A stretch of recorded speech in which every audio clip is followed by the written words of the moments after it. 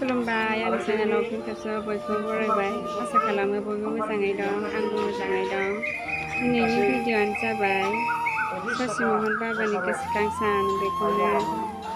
गंस्नि प्राइमारिजों गाजा गोमजायै फालिदों बेखौनो भिडिअ'नि गेजेरजों दिन्थिलांगोन नोंथांमोना गोसो होनानै नायलांबाय थादो। जोङो फारिलाइ बादियै हाबाफारिखौ लानो हायाखिसै जिहेतु फुंनिफ्रायनो हरनिफ्रायनो अखा हादोंमोन आरो जों फैफुबाय थानाय समावनो गोबां अखा हादोंमोन बेनि थाखाय जोंनि गथ' आइ बाबामोनहाबो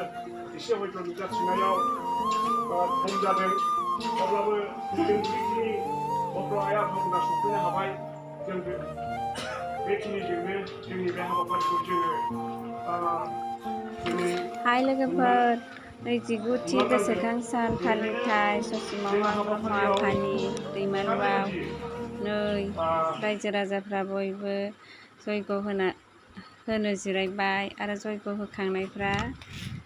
नै ससि महन आफाखौ बिबार बावदों फारि फारि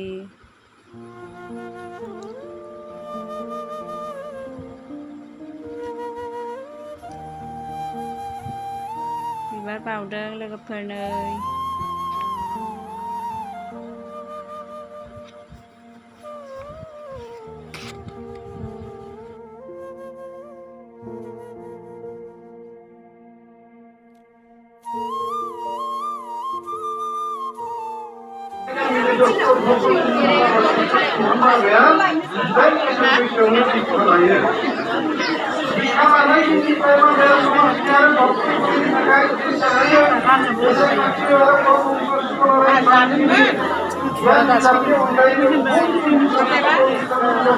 साबायखर बावबाय बेनि उनाव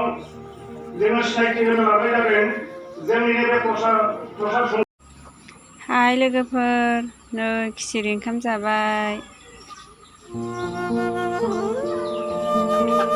आइ आफा बिदा फंबाय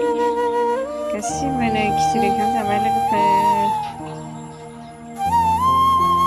बेनि उनाव मिटिंखौ फोजोबनाय जाबाय आरो भिडिअ'खौ नायनायनि थाखाय गोजोननाय थाबाय।